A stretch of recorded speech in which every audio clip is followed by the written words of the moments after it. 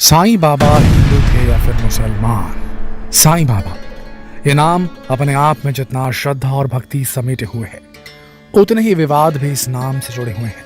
जहां इनके मानने वाले इन्हें भगवान का दर्जा देते हैं, वहीं इनके विरोधी इन्हें पाखंडी और ढोंगी तक कह देते हैं। यहाँ तक कि लोग इनके धर्म को लेकर भी अटकलें लगाते रहते हैं। कुछ इन्हें हिंदू धर्म का बताते हैं, तो वहीं कुछ लोग इन्हें मुस्लिम फकीर बताते हैं।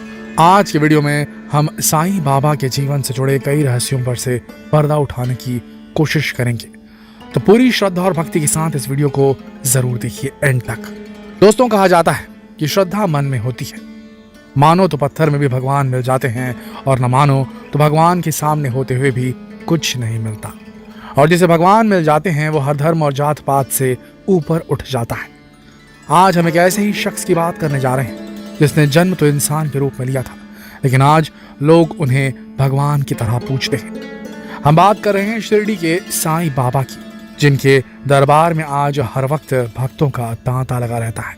पूरी दुनिया से श्रद्धालु उनके चरणों में आते हैं और अपनी मुरादें पूरी करवा के जाते हैं, और मुराद पूरी होने पर खूब सारा चढ़ावा भी चढ़ाते हैं। लेकिन साईं बाबा की जिंदगी के बारे में काफी विवाद रहा है। लोग अक्सर उनके धर्म और उनके पर्सनल जीवन को लेकर अफवाहें फैलाते रहते हैं। चलिए आज साईं बाबा की जिंदगी को जरा करीब से जानने की कोशिश करते हैं।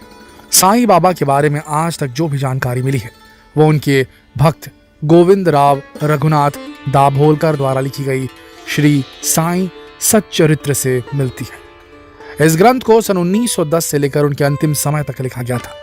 इस ग्रंथ में उनके बारे में काफी कुछ बताया गया है। साईं बाबा का जन्म 28 सितंबर सन 1838 में शिरडी महाराष्ट्र में हुआ था। उनका असली नाम हरिभाव भुसारी बताया जाता है। वैसे कई लोग उनका नाम चांद मियां भी बताते हैं। इस किताब के अनुसार जब साईं बाबा 5 साल के थे, तब उनके माता पिता ने उन्हें एक मुस्लिम फकीर को सौंप दिया।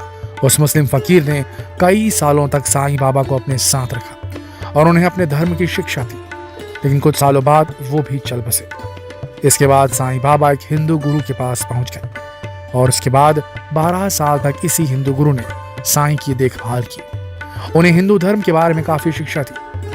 कहा जाता है कि सन 1854 में साईं बाबा को शिरडी में देखा गया। उस वक्त उनकी उम्र 16 वर्ष के आसपास थी। लोगों ने उन्हें नीम के पेड़ के नीचे समाधि में लीन देखा था। इतनी कम उम्र में बिना मौसम की चिंता किए भूखे प्यासे, मासूम और आध्यात्मिक तेज से युक्त उनके चेहरे को देखकर लोग मंत्र मुग्ध हो गए। कुछ समय तक वहीं रहने के बाद वो अचानक वहां से चले गए, लेकिन कुछ सालों के बाद चांद पाटिल नाम के एक शख्स की बारात के साथ वो वापस शिरडी लौट कर आए। या कहें कि उनकी किस्मत उन्हें वापस शिरडी ले आई, क्योंकि भगवान का इशारा था। वो भी साईं को शिरडी में ही बसाना चाहते थे।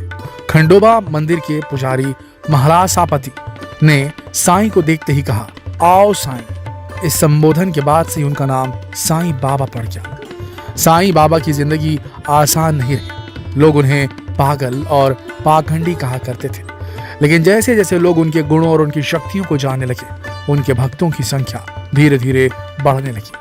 साईं बाबा बहुत ही सादा जीवन जीते थे दोस्तों। वो केवल शिरडी के 5 परिवारों से दिन में 2 बार भिक्षा मांगते थे। वे टिन के बर्तनों में लिक्विड पदार्थ और अपने कंधों पर लटके कपड़े की थैली में रोटी और खाने का दूसरा सामान इकट्ठा करते थे। इसके बाद वो द्वारका माई में सारी सामग्री लाकर एक बड़े मिट्टी के बर्तन में इकट्ठा कर दिया करते थे। साईं द्वारका उस मस्जिद को कहते थे जहां वो रहते थे।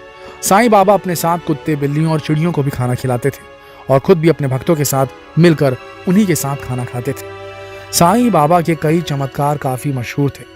लोग उनके चमत्कार देखकर आश्चर्यचकित रह जाते थे और उन्हें भगवान का अवतार मानने लगे थे। उनका पानी से दीपक जलाना, लोगों को बस छू कर ठीक कर देना, वगैरह वगैरह। उनके इन चमत्कारों की वजह से हिंदू और मुसलमान दोनों धर्मों के लोग उनके लिए बहुत श्रद्धा और भक्ति रखने लगे थे। साईं बाबा अक्सर बोलते थे कि सबका मालिक एक है, अल्लाह मालिक। उन्हें गीता और रामायण के साथ कुरान का भी अच्छा ज्ञान था। इसके अलावा वो पूजा पाठ के साथ नमाज भी अदा करते थे। जब साईं शिरडी पहुंचे थे तो उनके पास रुकने के लिए कोई जगह नहीं थी, इसलिए वो एक मस्जिद में ही रहने लगे थे। साईं बाबा की चमत्कारी शक्तियों के बारे में कहा जाता है कि वो बचपन से जिस हिंदू गुरु के साथ रहते थे उनके पास कई अलौकिक शक्तियां थी और तो और भगवान से सीधे बात कर लेते थे वो, ऐसा माना जाता था। और अपने अंतिम समय में उन्होंने अपनी सारी शक्तियां साईं बाबा को दी थी। उनके गुरु ने, साईं बाबा के गुरु ने। साईं बाबा के हुलिये को लेकर भी कई कयास लगाए जाते हैं। जैसे कि उनकी दाढ़ी को लेकर कहा जाता है कि वो दाढ़ी इसलिए रखते थे ताकि मुस्लिम लोग उनसे जुड़ाव महसूस कर सकें। लेकिन उनके इस हुलिये की वजह से कई हिंदू पंडित उनसे नाराज रहने लगे। लेकिन फिर धीरे धीरे उनकी लोकप्रियता बढ़ने लगी और भक्तों की बढ़ती संख्या के चलते उनके विरोधियों के स्वर फीके पड़ने लगे। साईं बाबा की मृत्यु को लेकर भी काफी विवाद रहा। लोग कहते हैं कि जब साईं बाबा दूसरे लोगों की बीमारियों को हाथ से छूकर दूर कर दिया करते थे, फिर जब वो अपने अंतिम समय में बीमार हुए तो उन्होंने खुद को ठीक क्यों नहीं किया। इसके बाद उनके अंतिम संस्कार को लेकर भी लोगों में कंफ्यूजन है। लोग कहते हैं कि उन्हें जलाया नहीं गया बल्कि दफनाया गया था। हाँ, ये पक्का नहीं है कि उन्हें मुस्लिम रीति रिवाजों के हिसाब से दफनाया गया था या नहीं, और उन्हें जिस जगह दफनाया गया था उनके भक्तों ने उस जगह उनकी फोटो रखकर पूजा करना शुरू कर दिया था। उनकी लोकप्रियता उनकी मौत के बाद और भी ज्यादा बढ़ने लगी, यहाँ तक कि लोगों ने उनका मंदिर बनाकर उन्हें पूजना शुरू कर दिया। सन 1980 तक आते आते शिरडी साईं भक्तों के लिए स्वर्ग की तरह हो गया। लोग दूर दूर से यहाँ दर्शन करने आते और लाखों का चढ़ावा भी चढ़ाते। आज ये मंदिर दुनिया के सबसे अमीर मंदिरों में से एक है और यहाँ हर साल करोड़ों अरबों रुपए दान कर दिए जाते हैं। साईं के पीछे लोगों की अंधश्रद्धा है, लेकिन आज भी कई लोग उन्हें एक आम इंसान ही मानते हैं। और उनका कहना है कि वो केवल एक आम इंसान ही थे, जिन्हें केवल कुछ चमत्कार या कहें कि हाथ की सफाई आती थी।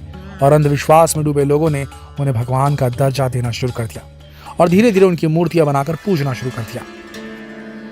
साईं बाबा को लेकर लोगों की इस श्रद्धा के बारे में हम कोई कमेंट ना करें तो ही बेहतर होगा, क्योंकि जब श्रद्धा हद से ज्यादा बढ़ जाती है तो कुछ और ही हो जाता है। और ऐसे इंसान को फिर सही गलत की नजर से देखना सही नहीं माना जा सकता, क्योंकि कई ऐसे भक्त हैं जो शिरडी वाले साईं बाबा के सच्चे भक्त हैं, उनकी आस्था उनसे जुड़ी हुई है और हम उनका सम्मान करते हैं। बात जो भी हो, आज की दुनिया में भी कई बाबा हैं जो अपने चमत्कारों के चलते लोगों के बीच काफी प्रसिद्ध है। लोग उन्हें पूछते भी हैं, लेकिन इनमें से कुछ बाबाओं की काली करतूतें लोगों के सामने आ गई और आज वो जेल की चक्की पीस रहे हैं। वहीं शिरडी वाले साईं बाबा के साथ ऐसा नहीं था। दोस्तों, आपको क्या लगता है? विश्वास और अंधविश्वास के बीच बहुत ही महीन लकीर होती है जिसे समझना बहुत जरूरी है। आपकी इस बारे में क्या राय है? हमें कमेंट करके जरूर लिखिए और वीडियो को शेयर कीजिए फेसबुक पर, व्हाट्सएप पर, यूट्यूब पर, ताकि बाकी लोगों तक भी हकीकत पहुंच सके। कल फिर मिलते हैं एक और आंखें खोल देने वाले वीडियो के साथ। तब तक के लिए आप सबका इस वीडियो के अंत तक बने रहने के लिए दिल की गहराइयों से धन्यवाद।